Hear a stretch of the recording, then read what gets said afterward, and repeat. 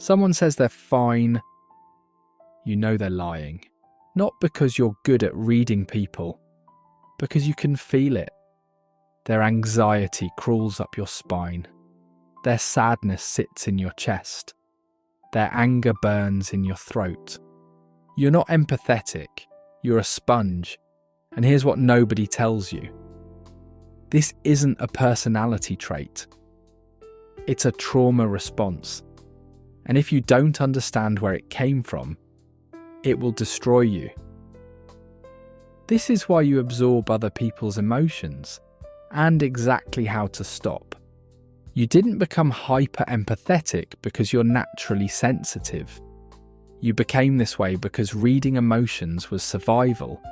Maybe you had a parent whose mood determined if the day was safe or terrifying. You learned to scan their face the second they walked in. Adjust your behaviour before they spoke. Become the emotional stabiliser. This is called parentification. You took on emotional responsibilities that weren't yours, and your brain learned, other people's emotions are more important than mine. This isn't something you chose, it's how your brain physically changed. Your mirror neurons, the parts that let you feel what others feel, went into overdrive. Your amygdala, basically your brain's smoke detector, never shut off. Your whole system trained itself to constantly read the room for emotional danger. And that wiring doesn't disappear when childhood ends. You carried it into every friendship, every relationship, every room you walk into. Because once your nervous system learns that safety equals managing other people's feelings, it doesn't just turn off. It becomes your identity. Here's the damage nobody warns you about. First, you disappear. Even alone, you're not alone. You're replaying their words, holding their pain. Your body rests, but your nervous system stays activated. When someone asks, "What do you want?" you freeze. You genuinely don't know anymore. This is identity diffusion. Your sense of self became so reactive to others that you lost your core. Second, your worth becomes conditional. You believe you're only valuable when you're useful, only lovable when you're giving. So you give until you're empty, feel resentful, feel guilty for the resentment, then give more to compensate. Empathy burnout cycle, and it doesn't end until you do. Third, nobody sees you. Who's asking if you're okay? No one. Not because they don't care, because you train them not to look. This is the real cost. In feeling everything for everyone else, you stop feeling yourself at all. So just stop doing it. If only. You can't stop because this isn't a habit. This is your identity. This is the only version of yourself you know. And the thought of letting it go feels like dying. Because if you're not the person who understands, who holds space, who are you? That question keeps you trapped. You see your exhaustion as a moral failing instead of a human limit. And you start to resent the very thing that defines you. Here's the truth. Empathy isn't the problem. The problem is you were never taught to be deeply empathetic and fiercely self-protective at the same time. Here's how you fix it. Number 1, separate empathy from absorption. Right now, when someone tells you something painful, your body pulls it in like a vacuum. You don't just understand their pain, you become it. Here's the technique. The observer position. Next time someone shares something heavy, notice where you feel it in your body. Chest, throat, stomach. Say internally, this is their feeling. Not mine. I'm observing it.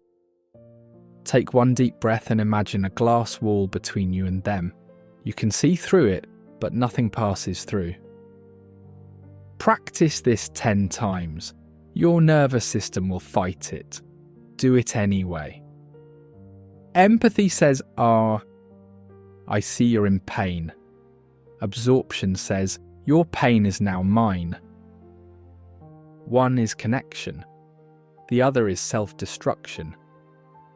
Number 2, the 24-hour rule. Stop responding immediately to every emotional request.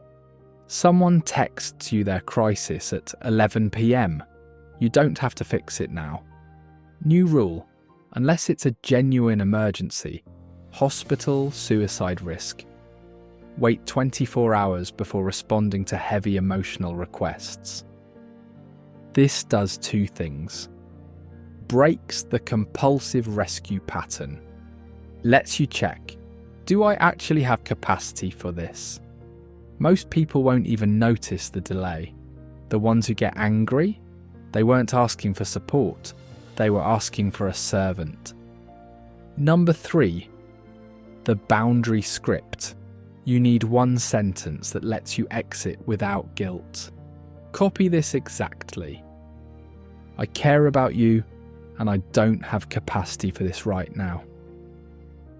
No justification, no explanation, no apology.